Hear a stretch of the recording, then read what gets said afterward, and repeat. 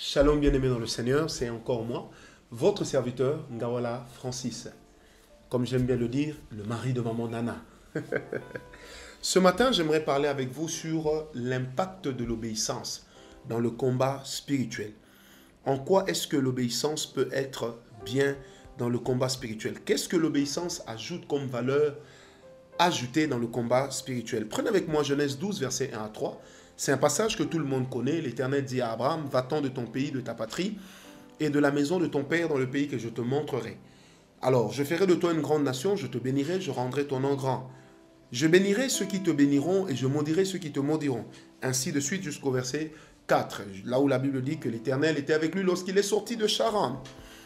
L'obéissance n'a pas commencé à exister à cause de la chute. Dieu, en créant l'homme, il l'a créé foncièrement avec une capacité d'obéir.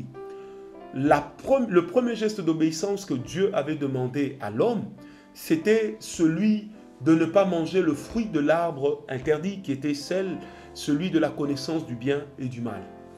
La Bible déclare que l'obéissance vaut mieux que le sacrifice. Lorsque la Bible parle de l'histoire de Saül, comment il a été rejeté, comment l'Éternel l'a rejeté. Et cette parole est venue de Dieu, que l'obéissance valait mieux que le sacrifice, même si Saül a offert.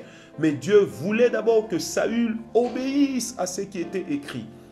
L'obéissance permet également à l'homme de naviguer dans le surnaturel et de revêtir la protection divine. Une personne rebelle est une personne qui ne peut pas espérer en la protection divine.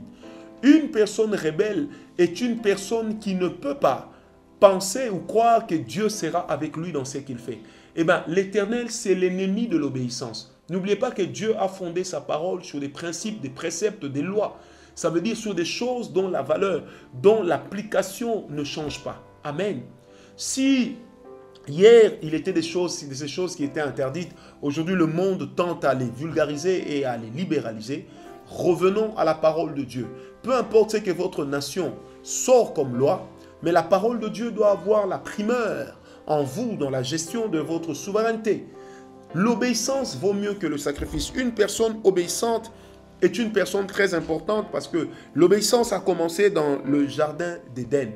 Une personne qui échappe ou qui se révolte contre la demande de Dieu est une personne qui se livre elle-même à l'ignominie. Mais par contre, une personne qui s'assoit dans la présence de Dieu obéit d'abord à la voix de celui qui l'appelle. Bien-aimés, plusieurs personnes ont perdu leur élection divine à cause du manque d'obéissance. La Bible dit, l'Éternel parla à Moïse pour lui dire, Moïse, tu m'as déshonoré devant le peuple. Alors que c'est en privé que Dieu avait dit à Moïse, tu parleras au rocher. Mais lorsque Moïse est pris de colère à parler, il a tapé, Dieu s'est fâché contre lui. Bien-aimés, soyez une personne obéissante, soyez une personne soumise à la volonté de Dieu, soyez une personne soumise à la parole de Dieu. Ne négligez pas la parole de Dieu, n'allez pas à l'encontre des principes de Dieu, ne vous levez point contre des choses que Dieu établit comme des lois. Les obéir, c'est important. Plusieurs ont l'habitude de dire, oui, Jésus est venu, la loi est tombée. Non, la loi n'est pas tombée, la loi est accomplie. Il y a une nuance. Lorsqu'il est écrit, tu ne voleras point, aujourd'hui encore, tu ne voleras point.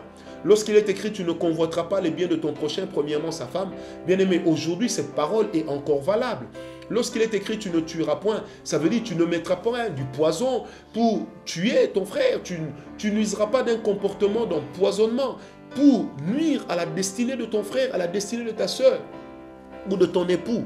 Bien-aimé, parce que nous croyons que c'est Dieu qui travaille, nous croyons que c'est Dieu qui agit. Dieu a besoin que son peuple soit obéissant. Tu veux être fort dans le combat spirituel, sois une personne obéissante. Le combat spirituel, ce n'est pas seulement se lever au nom de Jésus, je te chasse, shekababababa, je te renvoie, sors, robobobobo. Non, le combat spirituel, c'est d'abord une attitude qui nous prépare. Et lorsqu'une personne est obéissante, elle est préparée. Bien-aimé, le premier combat spirituel auquel l'homme a fait face sur terre, c'était contre le serpent. L'homme a perdu le jour où il a désobéi. Mais tant que l'homme était en train d'obéir, le serpent ne pouvait pas le vaincre.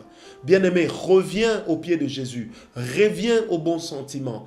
Corrige-toi de toute mauvaise marche. Corrige-toi de tout sentiment d'impureté. Corrige-toi de toute chose que Dieu n'aime pas. Sois une personne obéissante. Au nom de Jésus, que la grâce de Dieu soit avec toi. Amen.